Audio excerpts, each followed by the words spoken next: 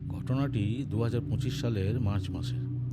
ভ্রমণ পাগল দুই বন্ধু অমিত আর রোহিতের, দুজনেই এমবিবিএস ফার্স্ট ইয়ারের ছাত্র। ওরা ঠিক করে যে এবার বাইকে করে ওরা লাচুং বেড়াতে যাবে। সেই মতো তারা দুজনে তাদের সমস্ত ব্যাকপ্যাক গুছিয়ে নিয়ে রওনা দেয় লাচুংয়ের উদ্দেশ্যে। এবারের ট্রিপে গতবারের মতো ভিড় নেই, এবারে শুধুমাত্র তারা দুজন।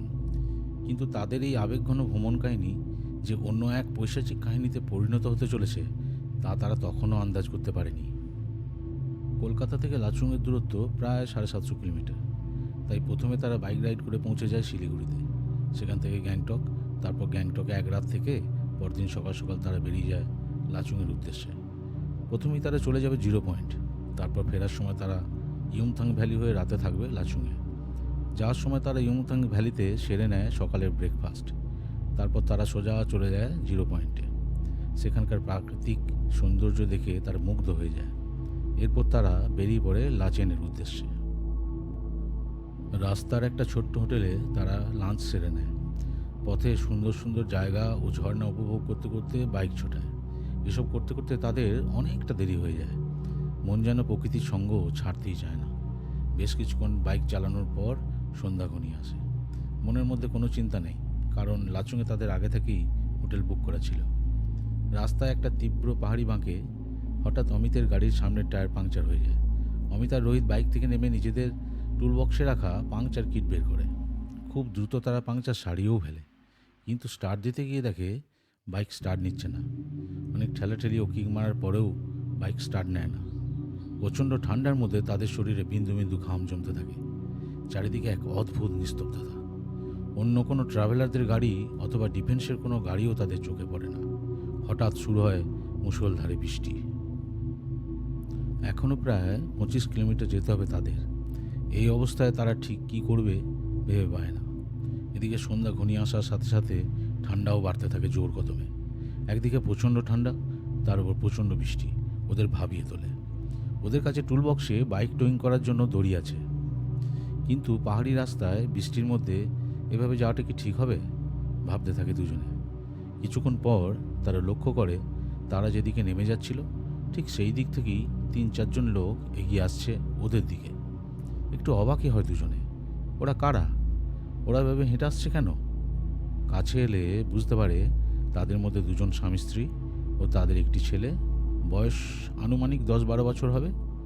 সঙ্গে একজন নেপালি ড্রাইভার, নাম লামা। বাঁকটা ঘুরিয়ে নাকি তাদের গাড়ি খারাপ হয়ে পড়ে আছে, স্টার্ট নিচ্ছে না। তাই তারাও অন্য কোনো উপায় না দেখে খুঁজে বেড়াচ্ছে কোনোভাবে যদি আজকের রাতটা কোথাও কাটিয়ে দেওয়া যায়, অথবা কোনোভাবে যদি হোটেলে পৌঁছানো যায়। লামার কথা মতো এরপর থেকে আর কোনো গাড়ি ঘোড়া এই রাস্তায় চলে না। তাই তাদের অতি দ্রুত রাত কাটানোর মতো কোনো একটা ব্যবস্থা করে নিতেই হবে। স্থানীয় ছেলে লামা, তাই রাতটা গাড়িতেই কাটাতে পারবে সে। কিন্তু গাড়ির প্যাসেঞ্জাররা গাড়ির মধ্যে সিকিমের পাহাড়ি ঠান্ডা সহ্য করতে পারবে না। তাই যা হোক করে কিছু একটা ব্যবস্থা করতেই হবে। আর হেঁটে এতটা রাস্তা যাওয়াও ঠিক হবে না। পাহাড়ি ভাল্লুক চিতা সামনে পড়লে তো আর রক্ষা নেই। একই ব্যাপার অমিত ও রোহিতের। দুজনে বলাবলি করতে থাকে, রিক্স নিয়ে বাইক টোয়িং করে হোটেলে চলে যাবে, নাকি বাকিদের সাথে খোঁজ করবে কোনো থাকার জায়গার। চলে যেতে ইচ্ছা করলেও বাকিদের কাতর চোখের চাহনি উপেক্ষা করে চলে যাওয়াটা একটু স্বার্থপরতা বলে মনে হয় তাদের। তাই এখানেই থেকে যাওয়ার সিদ্ধান্ত নেয় তারা। কিন্তু মন ঠিক সায় দিচ্ছে না অমিতের। রোহিত বোঝায় যে মাঝ রাস্তায় যদি অন্য বাইকটাও খারাপ হয়ে যায় তো তখন তো আর কিছুই করার থাকবে না। তাই কাছাকাছি কোনো থাকার জায়গার ব্যবস্থা হয় কি না আগে দেখবে, তারপর না হয় অন্য কিছু ভাবা যাবে। এরপর ঠান্ডা ক্রমশ অসহ্য হয়ে ওঠে। বৃষ্টি বন্ধ হয়ে আবার শুরু হয়। কাছের পাহাড়টাতে ভীষণ রকম কালো কালো মেঘ জমতে শুরু করে, সাথে বিদ্যুৎ চমকাচ্ছে। সকলেই এদিক ওদিক তাকাতে থাকে কিছু দেখা যায় কিনা। হঠাৎ একটু দূরে পাহাড়ের একটু উঁচু জায়গায় রাস্তা থেকে প্রায় 100 মিটার দূরে একটি কাঠের বাড়ির ছাদের মতন কিছু একটা চোখে পড়ে লামার। শুধুমাত্র ছাদের উপর দিকটা দেখা যাচ্ছে, তার ওপর হালকা সাদা বরফ জমে আছে। ভালো করে বোঝাও যাচ্ছে না ওটা বাড়ি না অন্য কিছু। জায়গাটা একটু উঁচু হয়ে নিচের দিকে নেমে গেছে, তাই বাড়িটা ভালো করে বোঝা যাচ্ছে না। বাড়িটির মধ্যে একটা মৃদু মায়াবী আলো জ্বলছে। নেপালি ড্রাইভার অবাক হয়ে তাকিয়ে থাকে কিছুক্ষণ, কারণ আগে বহুবার সে এই রাস্তা দিয়ে প্যাসেঞ্জার নিয়ে যাতায়াত করেছে। কিন্তু এখানে কোনো হোমস্টে বা হোটেল ছিল বলে সে খেয়াল করেনি কখনো। এরপর ড্রাইভার সাহেব তাদের সকলকে অপেক্ষা করতে বলে নিজে এগিয়ে যায় বাড়িটির দিকে। তারপর ফিরে এসে বলে, 2জন বৃদ্ধ বিদ্যা থাকেন, আজ রাতের মতো আপনারা থাকতে পারবেন। যাক, কোনোভাবে রাতটা তো কাটানো যাবে। সবাই হাঁপ ছেড়ে বাঁচে। কাল সকালে দেখা যাবে কিভাবে ফেরা যায়। এখনও কিন্তু অমিতের দ্বিধা কাটেনি। বাকিরা থাকে থাকুক, ওদের চলে যাওয়াই উচিত ছিল বলে এখনও মনে হচ্ছে ওর। মনের মধ্যে কেমন যেন একটা বিপদের গন্ধ পাচ্ছে সে। শেষ পর্যন্ত রোহিতের অনিচ্ছায় ওখানেই থেকে যাবার সিদ্ধান্ত নেয় দুজনে। এরপর শুরু হয় আসল কাহিনী। প্রথমে ড্রাইভার লামা ব্যাগপত্র সমেত গাড়ির 3জনকে নিয়ে ওই বাড়িটির দিকে রওনা দেয়। পরে অমিতরাও বাইক দুটোকে ঠেলে নিয়ে গিয়ে গাড়ির কাছে রেখে প্রয়োজনীয় জিনিসপত্র নিয়ে নেয়। লামা যেহেতু গাড়িতেই থাকবে, তাই বাইকের দেখভালও সেই করবে। হোমস্টেতে গিয়ে অমিতরা লক্ষ্য করে বৃদ্ধ বিদ্যা দুজনেই নেপালি, বয়স 70-এর কোটায়। কিন্তু তাদের মুখের মধ্যে কেমন যেন একটা ফ্যাকাশে ভাব। চোখগুলো কোটরে ঢোকা। কোনো কিছুতেই যেন তাদের তেমন ইন্টারেস্ট নেই। আসার পর থেকে তাদের মুখ থেকে একটি কথাও শোনা যায়নি। ড্রাইভার লামা গাড়িতেই রয়ে যায়। এদিকে রাত বাড়ার সাথে সাথে ঘটতে থাকে অবিশ্বাস্য কিছু ঘটনা। হঠাৎ আলো চলে যায়, আবার পরক্ষণেই আলো চলে আসে। সকলে লক্ষ্য করে টেবিলের উপর 5টি প্লেটে গরম নুডলস রাখা, তাতে ধোঁয়া বের হচ্ছে। সাথে একটা ট্রের ওপর নানা রকম দুষ্প্রাপ্য ফল। অবাক হয় অমিতরা। দুজনে মুখ চাচাই করতে থাকে একে অপরের। সবচেয়ে অবাক করা বিষয় হলো বৃদ্ধবিদ্যাকে কিন্তু ঘরের মধ্যে কোথাও দেখা যায় না। তাহলে এগুলো দিয়ে গেল কে? ঠান্ডা বাড়তে থাকে। বৃষ্টি শুরু হয়েছে অনেকক্ষণ। তার উপর তারা সকলেই খুব ক্লান্ত। তাই ব্যাপারটাকে অত গুরুত্ব না দিয়ে সকলেই খেয়ে শুয়ে পড়ে। বৃষ্টি থেমে গেছে। শোবার আগে রোহিত টয়লেটে যেতে গিয়ে চমকে ওঠে। লক্ষ্য করে বৃদ্ধ লোকটি ঠান্ডার মধ্যেও বারান্দায় দাঁড়িয়ে আছে। রোহিতের উপস্থিতি টের পেয়ে ঘরের দরজা না খুলেই যেন ঘরের ভেতরে ঢুকে গেল। আর বৃদ্ধা একটু দূরে বেড়ার পাশে দাঁড়িয়ে হাত দুটো উপরে তুলে খাদের কিনারে চেয়ে আছে। মুখ দিয়ে এক অদ্ভুত ভৌতিক শব্দ বেরোচ্ছে তার, আর পা দুটোও যেন তার মাটিতে নেই। এসব দেখে বুকটা কেঁপে ওঠে রোহিতের। ডাক্তারির ছাত্র ওরা, ডেড বডি, স্কেলিটন এইসব নিয়ে ওদের কাজ। তাই ভূত প্রেত ওরা বিশ্বাস করে না। অন্ধকার পাহাড়ে কি না কি দেখেছে ভেবে ব্যাপারটা তেমন গুরুত্ব না দিয়ে ঘরের ভেতরে ঢুকে যায় রোহিত। অমিতকে আবার ব্যাপারটা বললে ও রেগে যেতে পারে, তাই ব্যাপারটা চেপে যায় সে। অল্প সময়ের মধ্যেই ঘুমে আচ্ছন্ন হয়ে পড়ে সকলে।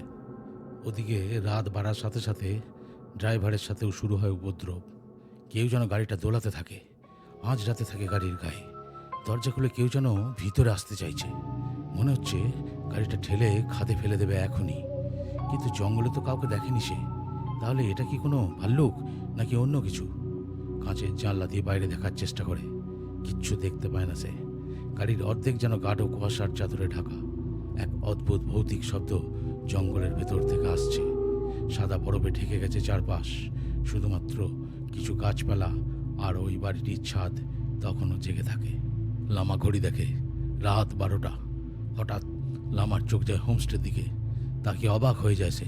গোটা বাড়িটা এক অদ্ভুত আলোয় ভরে গেছে। তার সঙ্গে চারপাশে ঘনিয়ে আছে এক অদ্ভুত কালো মেঘ, যেন যুদ্ধ চলছে। কখনো জিতে যাচ্ছে সাদা আলো, তো কখনো জিতে যাচ্ছে কালো মেঘ। লামা ভয়ে চুপ করে গাড়ির মধ্যে বসে এসব দেখতে থাকে।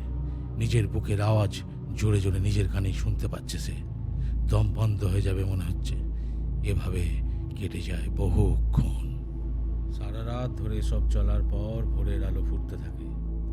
থেমে যায় সব ভৌতিক কাণ্ড কারখানা। ড্রাইভার লামা দেখে সামনে দিয়ে এগিয়ে আসছে একটা মিলিটারি ট্রাক। রাস্তার মাঝে গাড়ি দাঁড়ানো দেখে অফিসার নেমে আসে। জানতে পারে গত রাতের ঘটনা। হঠাৎ অফিসারের চোখ গোল হয়ে যায়। তাকিয়ে দেখে বাড়িটির দিকে। অবাক হয়ে দ্রুত পায়ে এগিয়ে যায় তারা। গিয়ে দেখে 5 জন অচেতন অবস্থায় অর্ধেক ভাঙা ঘরটিতে গভীর ঘুমে আচ্ছন্ন। এই সাংঘাতিক পরিবেশে ওদের দেখে সকলে আঁতকে ওঠে। জোরে জোরে ডাকতে শুরু করে লামা। ঘুম ভেঙে ঘরের এই অবস্থা দেখে ভীষণ ভয়ে সকলে আঁতকে ওঠে। পুরো ঘরটার একটু অংশ মাটির সঙ্গে পাহাড়ের গায়ে লেগে আছে, আর বাকি অংশ অনেক আগেই পাহাড়ের খাদে তলিয়ে গেছে। হঠাৎ তাদের খেয়াল হয় সেই বৃদ্ধবিদ্যা কিন্তু নেই। কোথায় গেলেন তারা? সকলে খুব সাবধানে ধীরে ধীরে বেরিয়ে আসার পর ফৌজি অফিসার জানায় অনেক আগে ধসে ওই বৃদ্ধা খাদে পড়ে মারা গেছেন। তাদের আত্মা নাকি আজও এই এলাকা ছাড়তে চায় না। অপমৃত্যুর শিকার ওই আত্মারা তাই মানুষকে হত্যা করে। তারপর কাল রাতের সমস্ত ঘটনার কথা ড্রাইভার লামা খুলে বলে।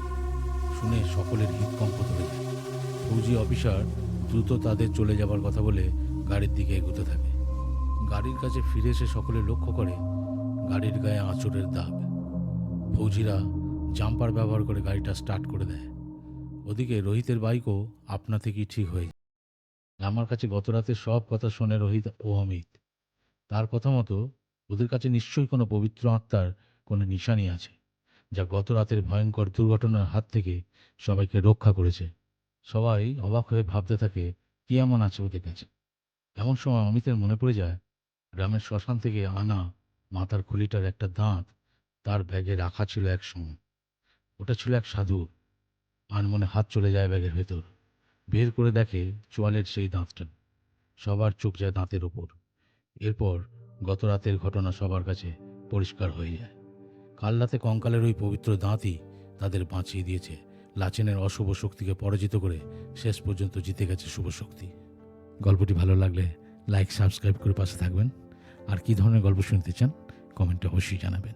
নমস্কার।